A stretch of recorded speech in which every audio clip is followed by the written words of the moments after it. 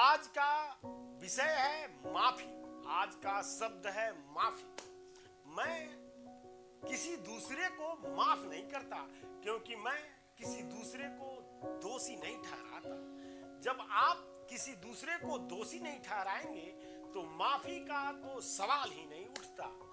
जब एक बार आप अपने मन में किसी दूसरे को दोषी ठहरा लेते हैं, फिर आप माफी का ये जो नौटंकी करते हैं, खुद को भगवान समझने का ये ड्रामा मत कीजिए। क्योंकि आप जब माफ करते हैं उसके पहले आपको अपने मन में उस इंसान को दोषी ठहराना पड़ता है। ये तब होता है जब आप किसी दूसरे से कुछ उम्मीद करते हैं, कुछ आस करते हैं, कुछ अवास्तविक चीजें सोचते हैं, उससे एक्सपेक्ट करते हैं। वो तो वास्तविक है ही नहीं, अवास्तविक है। फिर आप उसे अपने मन में दोषी ठहरा देते हैं और माफ करने का ये नौटंकी करते हैं। आप जरा विचार कीजिए, आप जहां रहते हैं, आपके आसपास, आपके इर्द गिर्द, आपके आजू बाजू जो भी इंसान रहता है, आप भी परफेक्ट नहीं है, वो भी परफेक्ट नहीं है। कोई भी परफेक्ट हो ही नहीं सकता। परफेक्ट नहीं है तो फिर जो जैसा जानता है, जो जितना जानता है उस हिसाब से वो है। अगर वो बेहतर जानता है तो वो बेहतरीन है। मतलब जो जैसा है उसे वैसे ही स्वीकार करें। वो जैसा जितना जानता है उस हिसाब से है। फिर आप अवास्तविक जो कल्पना कर लेते हैं उसके प्रति और वो पूरा नहीं करता है, फिर आपका मन उसे दोषी ठहराता है और फिर बात माफी की आती है। जी नहीं, ये एकदम गलत तरीका है। किसी को माफ करने की जरूरत ही नहीं है। आप माफ क्यों करेंगे? ये झूठ मूठ का भगवान क्यों बनते हैं? जब आप किसी दूसरे को अपने मन में दोषी ठहरा लेंगे तो चाहे जितनी बार भी आप माफ कर दें, वो आपके मन से नहीं जाता। तो दोस्तों, कोई भी परफेक्ट नहीं है, ना आप, ना मैं, ना कोई। फिर आपके आजू बाजू में जो लोग आपके साथ रहते हैं वो भी तो परफेक्ट नहीं है।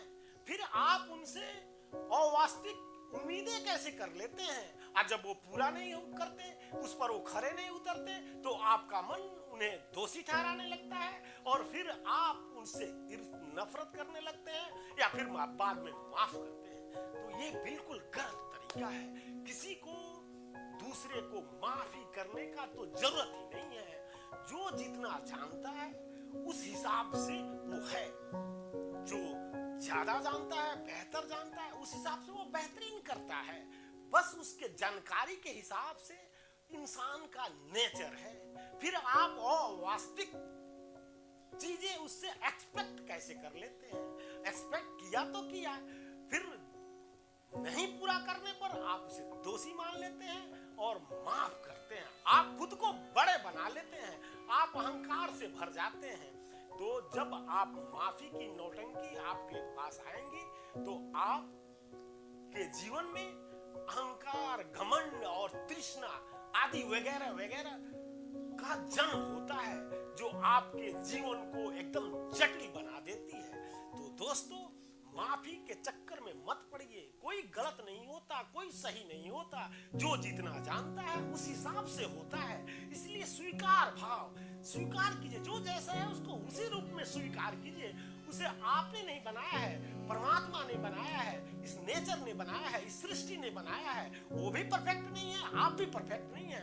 जब आप दोनों परफेक्ट नहीं है, कोई परफेक्ट नहीं है, तो आप वह उससे आपके आसपास में जो है, आप चाहे तो उससे लेन देन कर सकते हैं, व्यापार कर सकते हैं, मतलब एक दूसरे का सहारा बन सकते हैं। कोई रिश्ता हो, रिश्ता निभा सकते हैं, रिश्ता जोड़ सकते हैं। जब कुछ भी नहीं है तो उसे अकेले छोड़ दें। माफी के चक्कर में ना पड़े। वो जितना जानता है उस हिसाब से वो है, वो दोषी नहीं है। फिर माफी का सवाल ही नहीं है। सिर्फ स्वीकार भाव, जो जैसा है उसे उसी रूप में स्वीकार करेंगे तो आपका मन उसे कभी दोषी नहीं ठहराएगा। और जब दोषी ठहराएगा नहीं तो फिर माफी का तो प्रश्न ही नहीं उठता। इसलिए माफी की नौटंकी बंद कीजिए। दूसरे को अपने मन में दोषी ठहराना बंद कीजिए। जैसे आप हैं, बहुत सारी गलतियां आपके भी जीवन में होती हैं, बहुत सारे दूसरे के जीवन में होंगी ही, क्योंकि कोई तो परफेक्ट नहीं है। सबकी सोच के अनुरूप वो आगे कदम उठाता है और उस हिसाब से वो खुश या दुख रहता है। तो फिर माफी और दोषी ये दोनों एकदम से मन की भ्रांतियां हैं और कुछ नहीं। सिर्फ स्वीकार भावना ही इस माफी और दोष के दलदल से निकालती है। तो मित्रों, आज दिया जाए मुझे इजाजत, फिर कल आपके समक्ष हाजिर होऊंगा कुछ नए विचारों के साथ, नए उम्मीद और नए जोश में। कृपया मेरे चैनल को सब्सक्राइब करना ना भूलें। धन्यवाद साथी।